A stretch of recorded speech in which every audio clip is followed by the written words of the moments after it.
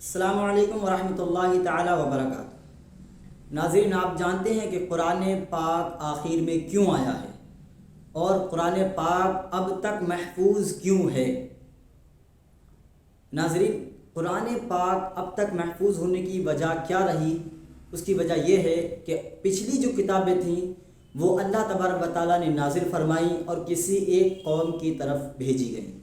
اور قرآن پاک چونکہ سب لوگوں کی طرف بھیجا گیا، ساری امت کے لیے بھیجا گیا،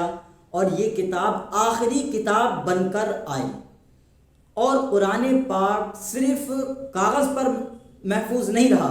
جیسے اگلی کتابیں تھیں وہ کتابی شکل میں ہی رہیں، انبیاء کرام کو یاد ہوا کرتی تھیں،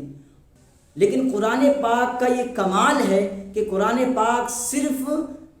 کاغذ کے اندر محفوظ نہیں رہا، بلکہ قرآن پاک جب نازل ہوا، نازل ہوتے ہوتے جتنا جتنا کاغذ پر تحریر ہوا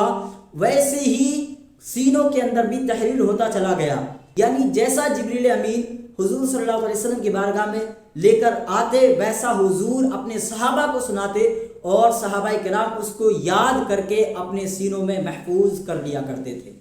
اور کس قدر قرآن پاک محفوظ کیا گیا اور کتنی توجہ دی گئی اس کے یاد کرنے پر،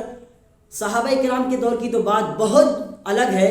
اگر ہم اپنے دور میں بات کریں، اس دور کا مشاہدہ کریں، تو میں نہیں بلکہ آپ میں سے ہر انسان نے بارہا اس چیز کو دیکھا ہوگا کہ کہیں بڑی محفل تو بہت دور، چھوٹی سی چھوٹی اور کتنے سے کتنا ڈھیر گاؤں ہو، اس کے اندر بھی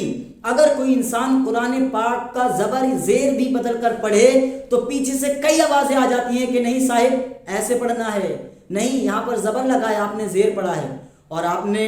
تراویح کے اندر بارہا دیکھا ہوگا کہ امام مصلی پر کھڑے ہو کر پڑھتا ہے، اگر کہیں بھی امام نے کہیں غلطی کی تو پیچھے سے کئی آوازیں آ جاتی ہیں اور لوگ بتانا شروع کر دیتے ہیں کہ نہیں یہ صحیح ہے اور یہ غلط ہے۔ تو یہ قرآن پاک سینوں تک پہنچا، اور سینوں تک ایسا پہنچا کہ آپ دیکھیں ہر بستی کے اندر 100 یوں حافظ مل جائیں گے، بلکہ اگر دیکھا جائے تو اور کتابیں اتنی چھپی ہوئی نہیں ہوں گی جتنے اس قرآن کے حفاظ مل جائیں گے آپ کو۔ اور دوسری چیز، قرآن آخر میں کیوں آیا؟ اس کی وجہ یہ ہے کہ آپ نے دیکھا ہوگا جب بچہ اسکول میں ایڈمیشن لیتا ہے اور جب وہاں پڑھنے جاتا ہے تو ابتداءً اس کو جو کتابیں دی جاتی ہیں خرید کر، وہ ان کو پڑھتا بھی ہے اور پھاڑتا بھی جاتا ہے، ان کو بوسیدہ کر دیتا ہے، ان کے ساتھ کھیلتا ہے وہ، کیونکہ ابھی وہ بچہ ہے، نہیں جانتا ہے اس کی قدر۔ جب وہ بڑا ہوتا ہے تو ان کو پھاڑتا تو نہیں ہے، مگر اب ان پر لکھنا شروع کر دیتا ہے، اب ان کو لکھ لکھ کر خراب کرتا ہے۔ پھر آگے بڑھتا ہے تو اب لکھتا بھی نہیں ہے، پھاڑتا بھی نہیں ہے، لیکن ان کو اتنا زیادہ سیو نہیں کرتا ہے، ان کی اتنی قدر نہیں کرتا ہے۔ مگر جب وہی بچہ سمجھدار ہو جاتا ہے، باشعور ہو جاتا ہے، تو پھر اب وہ ان کتابوں کو سینے سے لگا لیتا ہے اور ان کو اپنی جان سے زیادہ پیار کرتا ہے۔ کیوں؟ کیونکہ وہ جانتا ہے یہ وہ کتابیں ہیں جن کی وجہ سے آج دنیا میں میرا نام ہے، وہ جانتا ہے کہ یہ وہی کتابیں ہیں جن کی وجہ سے لوگ مجھے پہچانتے ہیں، وہ جانتا ہے یہ وہی کتابیں ہیں جن کی وجہ سے آج مجھے لوگ عزت کے ساتھ یاد کرتے ہیں۔ تو اسی طریقے سے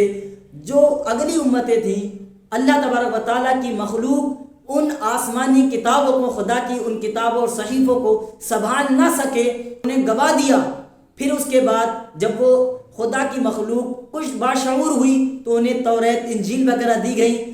لیکن وہ اسے پورا تو نہ سنبھال سکی، اس کے اندر کہیں تحریر کی، کہیں اپنی طرف سے بدل دیا۔ غرض کے مطلب یہ ہوا کہ انہوں نے اس کو ویسا سیو نہیں کیا، کیونکہ وہ ابھی نہیں جانتے تھے اس کی قدر۔ اور جب یہ امت، خدا کی مخلوق اس لائق ہو گئی کہ وہ رب کی عظیم کتاب کی حفاظت کر سکتے ہیں، تو رب تبارک و تعالیٰ نے آخر میں اس قرآن پاک کو حضور سرور کائنات صلی اللہ علیہ وسلم پر نازل فرمایا، کیونکہ اب یہ امت، رب کی مخلوق اس